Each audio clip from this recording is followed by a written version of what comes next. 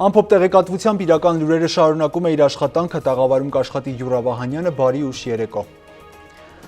Այսօր ժամը 11-ի սահմաններում հայ-ադրբեջանական սահմանի Գեղարքունիքի հատվածում արձանագրվել է հակառակորդի անօդաչու թռչող սարքի Հայաստանի Հանրապետության օդային տարածք մուտք գործելու փորձ, հայտնում են Պաշտպանության նախարարությունից։ Հայաստանի Հանրապետության զինված ուժերի հակաօդային պաշտպանության ստորաբաժանումների գործողությունների արդյունքում փորձը կասեցվել է։ Հայաստանի ազգային ժողովի նախագահ Ալեն Սիմոնյանը մի շարք նշանակումներ է արել։ Սիմոնյանի կարգադրությամբ Էդուարդ Խանզրադյանը նշանակվել է ազգային ժողովի աշխատակազմի ղեկավարի տեղակալ, Հովհաննես Նալբանդյանը նշանակվել է Հայաստանի Հանրապետության ազգային ժողովի նախագահի խորհրդական, ազգային ժողովի նախագահի մեկ այլ կարգադրությամբ ազգային ժողովի աշխատակազմի ղեկավար գլխավոր քարտուղարի պաշտոնը կստանձնի Վահան Նարիբեկյանը։ Կառավարության որոշմամբ Էդվարդ Հովհաննիսյանն ազատվել է պետական եկամուտների կոմիտեի նախագահի պաշտոնից։ Հովհաննիսյանին այդ պաշտոնում կփոխարինի արդարադատության նախկին նախարար Ռուստամ Բադասյանը։ Ղեկավարվելով Հանրային ծառայության մասին օրենքի 9-րդ հոդվածի 2-րդ մասով Հայաստանի Հանրապետության կառավարությունը որոշում է Ռուստամ Բադասյանին նշանակել պետական եկամուտների կոմիտեի նախագահ, ասված է վարչապետի որոշման մեջ։ Հարգելի գործընկերներ, մեր այսօրվա հանդիպման առիթը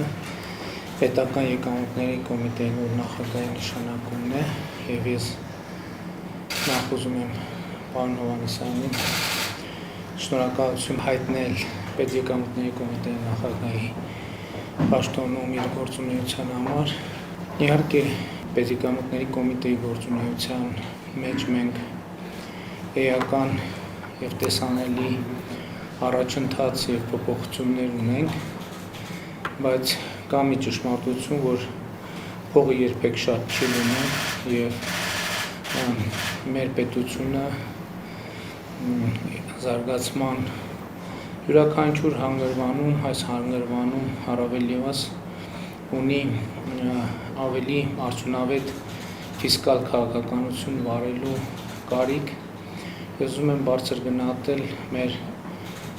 երկրում ճգնաժամային շրջանում համակարգի կայուն գործունեությունը, կայունությունը եւ այս առումով գնահատելի է կատարված աշխատանքը։ Իհարկե պետական եկամուտների կոմիտեի գործունեության մասին մենք շատ քննարկումներ ենք ունեցել, ընդունել ենք ռազմավարություն, ըստ էության ռազմավարության իրագործման փուլում ենք եւ ասել ենք բազմիցս, որ պետեկամուտների կոմիտեն պետք է լինի հարկ վճարողի բարեկամը եւ հարկ թաքցնողի թշնամի եւ ես չեմ ուզենա նորից անդրադառնալ այն թեմաներին, որոնց նախկինում մի քանի անգամ անդրադարձել եմ, մի այսպիսի դիտարկում ունեմ կապված մաքսային ծառայության հետ եւ մենք եթե չեմ սխալվում 1-2 հնարավոր նույնիսկ 3 քրեական գործ ունենք հետևյալի մասին, երբ որ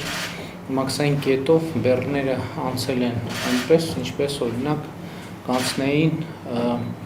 ասենք Հանրապետության հրապարակով Ամիրյան փողոցից դեպի Տիգրան Մեծ փողոցը։ Իհարկե օրենքի եւ նախաքննության տրամաբանությամբ մենք նախաքննություն ենք վարում, գտնում ենք մեղավորներին, ապացույցներ ենք հետազոտում, հետո բարձում ենք ում մեղավորությունն է ապացուցված, ում մեղավորությունը ապացուցված չէ,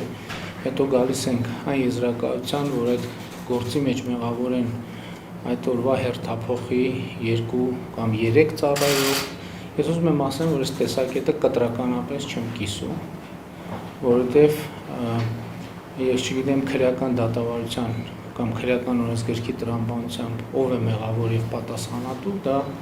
այլ հարց է, բայց ես համարում եմ, որ չի կարող այդպես ուղղակի լինել, որ բեռները մտնեն Հայաստանի Հանրապետության տարածք ուղղակի այսպես առանց մաքսային ընթացակարգերի ու հետո պարզվի, որ դրա մեղավորը 3 հսկիչ է կամ չգիտեմ թեկուզ հսկիչից մի փոքր ավել։ Հույս ունեմ նման դեպքեր չեն կրկնվի։ Արդենից տեղի ունեցած դեպքերով պետք է պատասխանատվության շատ ավելի լայն շրջանակ լինի, որովհետև չի կարող այդպես ուղղակի լինել եւ սա իմ առաջին պայմանը եւ պահանջն է, որպեսզի մենք հստակ սա արձանագրենք։ Հետևաբար այն միջավայրը, որում դա ընդհանրապես հնարավոր է որ տեղի ունենա, այդ միջավայրի մեջ է խնդիրը եւ պիտի լուծվի այդ միջավայրի հարցը առաջին հերթին։ Իհարկե ցավով պիտի նշեմ նաեւ, որ նաեւ հարկային ծառայության պարագայում է մենք ունենք էլի որոշ բացահայտված դեպքեր, պետք է արձանագրել նախ, որ իհարկե այդ դեպքերը բացահայտվում են պետական եկամուտների կոմիտեի ակտիվ մասնակցությամբ եւ օպերատիվ աշխատանքում նաեւ շատ մեծ ներգրավվածություն ունի, շատ դեպքերում հենց նախաձեռնողը պետական եկամուտների կոմիտեն է, բայց հարցը սրա մեջ չէ, հարցը նրա մեջ է, որ մենք պիտի այստեղ լուրջ խորքային օրենսդրական, նորմատիվ, բայց նաև հոգեբանական բարեփոխումներ իրականացնենք եւ որպեսզի մենք այս երևույթները, եթե ոչ բացառենք, գոնե հասցնենք այնպիսի նվազագույնի, որ այսպիսի լսարաններում այդ թեմային անդրադառնալու անհրաժեշտություն ընդհանրապես չլինի։ Վարչապետ Նիկոլ Փաշինյանը նաև այցելել է ֆինանսների նախարարություն եւ աշխատակազմին ներկայացրել նորանշանակ նախարար Տիգրան Խաչատրյանին։ Նախ ուզում եմ պարոն Ջանջեղանյանի շնորհակալություն հայտնել ֆինանսների նախարարի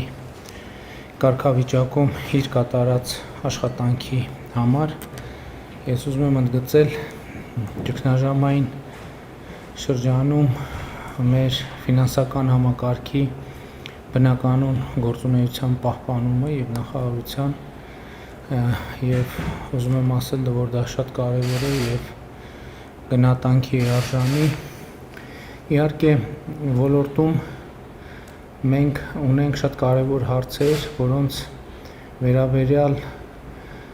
քննարկումներ ունեցել ենք, որոշումներ կայացրել ենք եւ պետք է մտածենք նաև հետագա անելիքների մասին։ Ես երկու ուղղություն եմ հատկապես ուզում նշել, առաջինը պետական գնումների համակարգի շարունակական լավարկումն է, որտեղ այդտեղ մենք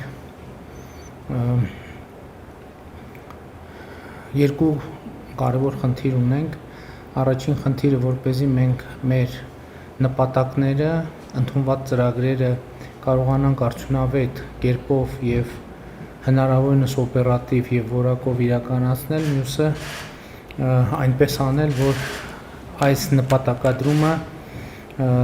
ներդրումների, պետական ներդրումների եւ մասնավորապես կապիտալ ներդրումների համար արգելակ չդառնա։ Սա պետք է ասել, որ պարզ խնդիր չէ եւ չունի պարզ լուծումներ եւ այս ուղղությամբ ես շատ կարեւոր եմ համարում այս ընթացքում արած մեր աշխատանքի վրա եզրակացություններ անելը եւ ինչ որ որոշումներ կայացնելը, երկրորդ ուղղությունը պետական պարտքի կառավարման հարցն է եւ եթե մի քիչ ավելի կոնկրետացնեմ, մեր ֆիսկալ տարածքների ավելի արդյունավետ կառավարման հարցն է, որը նույնպես պարզ հարց չէ եւ այստեղ էլ մենք լրջագույն անելիքներ ունենք, իհարկե շատ լրջագույն անելիքներ արված են, բայց մենք այստեղ դեռևս չենք կարողացել, կարծում եմ, հասնել ճշգրիտ բալանսների, չգիտեմ էլ դա ընդհանրապես հնարավոր է թե չէ, բայց այնուամենայնիվ հարցը որպես օրակարգային պիտի ձևակերպվի։ Շատ կարևոր եմ համարում, որ մենք վերջին 3 տարիներին հարկային համակարգում էական փոփոխություններ ենք իրականացրել հարկային քաղաքականության ոլորտում եւ այստեղ էլ մեզ առաջիկայում շատ լուրջ անելիքներ են սպասում, եղել են իրավիճակներ, երբ մենք կարողացել ենք քաղաքական կամք դրսևորել եւ անհրաժեշտ փոփոխություններ իրականացնել եւ պետք է ուղիղ ասել, որ եղել են իրավիճակներ, երբ որ մենք չենք կարողացել քաղաքական կամք դրսևորել եւ իրականացնել անհրաժեշտ բարեփոխումներ, եւս կարծում եմ պետք է հիմա այդ քաղաքական կամքը դրսևորելու լավագույն շրջանն է,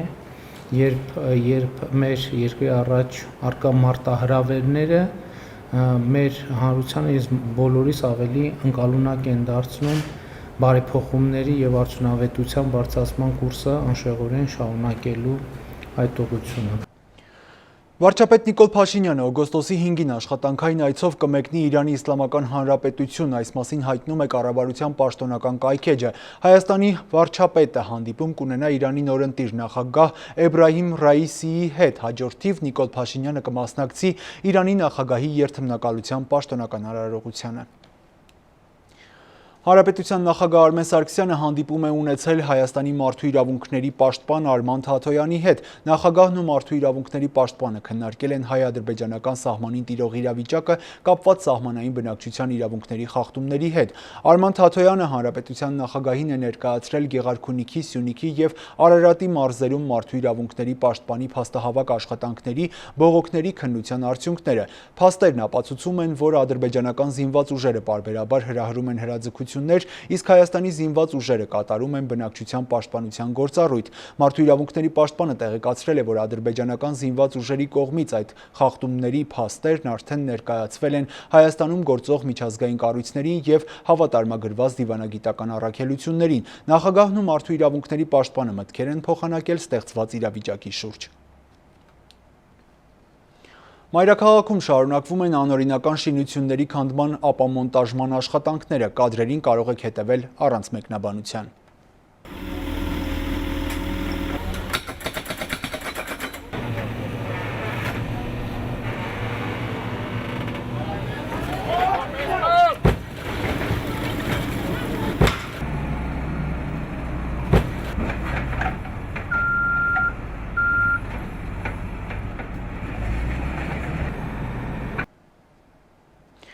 Այսօր առավոտյան ժամը 8-ին Սյունիքի մարզի Նռնաձոր գյուղում վերսկսվել են հրդեհաշիջման աշխատանքները, այս մասին հայտնում են արտակարգ իրավիճակների նախարարությունից։ Դրանց մասնակցում են 15 հրշեջ փրկարար, Զանգեզուր կենսոլորտային համալիր ՊՕԱԿ-ի եւ Արևիկ ազգային պարկի 15 աշխատակից։ Այրվում է մոտ 10 հեկտար բուսածածկ տարածք, հիշեցնենք, որ օգոստոսի 3-ին ժամը 19:02-ին Սյունիքի մարզային ճգնաժամային կառավարման կենտրոն ահազանգ է ստացվել, որ Նռնաձոր գյուղում այրվում է խոտածածկ տարածք։ Դեպքի վայր են մեկնել արտակարգ իրավիճակների նախարարության փրկարար ծառայության մարզային փրկարարական վարչության օպերատիվ խումբը եւ հրշեջ փրկարարական ջոկատից 2 մարտական հաշվարկ։ Պարզվել է, որ հրդեհը բռնկվել է Նռնաձոր գյուղից հարակից Սարալանջ տանող հատվածում։ Մթության պատճառով հրդեհաշիջման գործընթացը դադարեցվել էր։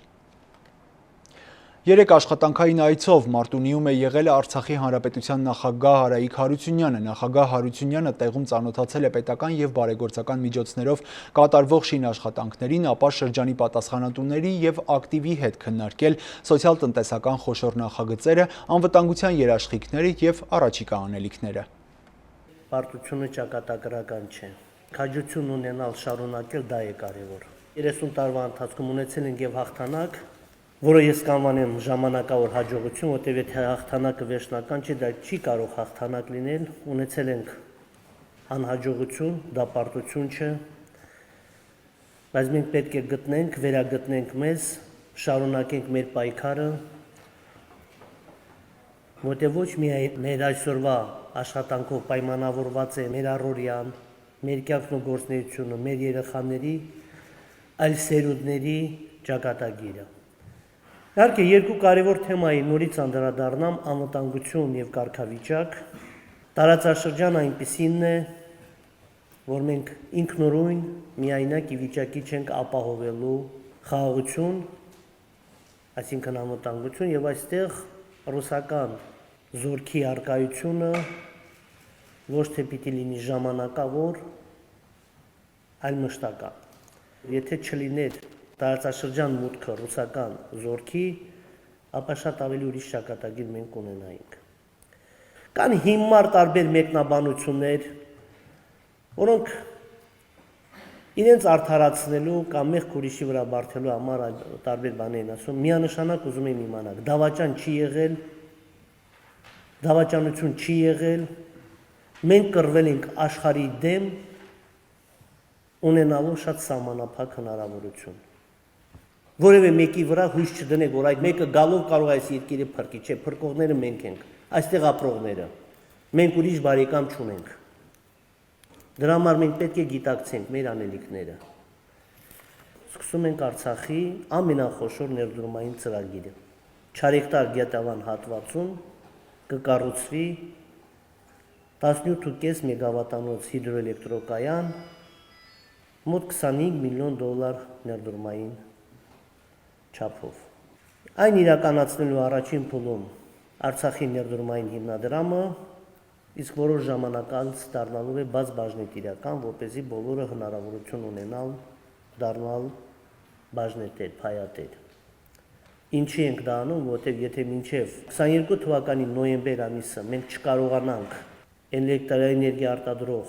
աղբյուր ունենալ, 22 թվականին ձմեռը մենք պիտի ունենանք հովարային անջատումներ, որտեղ այս հզորությունները եւ այն գիծը, որը ունենք Բերձորով եկող, բավարար չի ձմեռը ամբողջությամբ խոսանք մատակարարի։ Հաջորդ փուլը լինելու է Սարսանք մադաղից հատվածում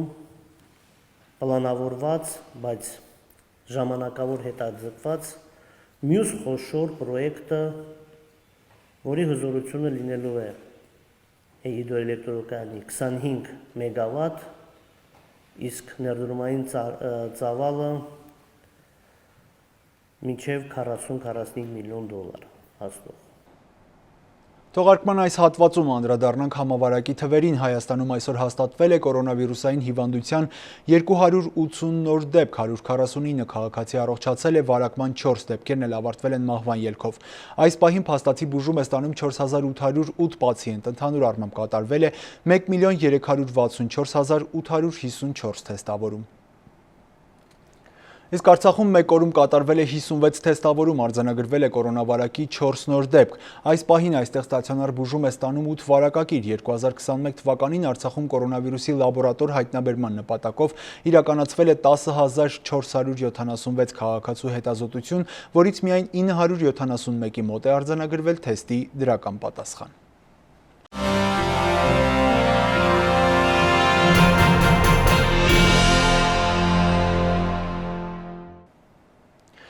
Շարունակում ենք թողարկումը միջազգային լրահոսով։ Այսօր Դամասկոսում պայթեցվել է սիրիացի զինծառայողներ տեղափոխող ավտոբուսը Մասաքին Էլ-Խարասի շրջանում։ Ինչպես հայտնում է սանագործակալությունը, ահաբեկչական գործողության հետևանքով կան զոհեր և վիրավորներ։ Գործակալության կայքում զետեղված լուսանկարներում երևում է, թե ինչպես է պայթյունի վայրից սև ծխի թանձր սյուն բարձրանում երկինք։ Նման վերջին միջադեպը Սիրիայի մայրաքաղաքում տեղի է ունեցել 2019 թվականի հունիսի 27-ին քաղաքի արևմուտքի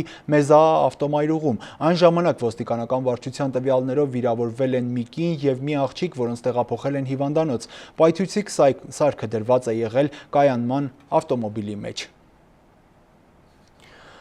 Առնվազն 4 մարդ է զոհվել, ևս 20-ը վիրավորվել Աֆղանստանի պաշտպանության նախարարի պաշտոնակատար Բիսմիլլա Մոհամմադի տան մոտ ավտոմոբիլի պայթեցման և դրան հետևած ուժայինների և հարձակվողների միջև ծայր առած ընդհարումների հետևանքով։ Օգոստոսի 3-ին այս մասին հայտնել է AFP գործակալությունը, վկայակոչելով Աֆղանստանի անվտանգության ծառայության աղբյուրները։ Նշված է, որ ականապատված ավտոմոբիլը կառավարել է մահապարտը։ Պայթյունի հանգամանքները ճշտվում են։ Մալիում ավտոճանապարհատրանսպորտային խոշոր պատահար է գրանցվել, որի հետևանքով մահացել է 41 մարդ, այս մասին հայտնում են տեղի լրատվամիջոցները։ Ապրանքներ և աշխատավորներ փոխադրող բեռնատարը բախվել է ուղևորատար ավտոբուսին, տեղեկացնում է Մալիի տրանսպորտի նախարարությունը։ Բեռնատարի անվադողի պայթյունի պատճառով վարորդը կորցրել է ավտոմեքենայի կառավարումը, որից հետո բեռնատարն ընթացել է ավտոբուսի ուղղությամբ։ Ավտովթարի հետևանքով տուժել է ևս 33 մարդ։ Եվ օրվա վերջում եղանակի մասին հանրապետությունում օգոստոսի 4-ից 9 կանխատեսված է առանց տեղումների եղանակ։ Օդի ջերմաստիճանն առաջիկա օրերին կբարձրանա 2-ից 4 նիշով։ Այս ժամի համար նախատեսել էինք այսքանը։ Բարի գիշեր։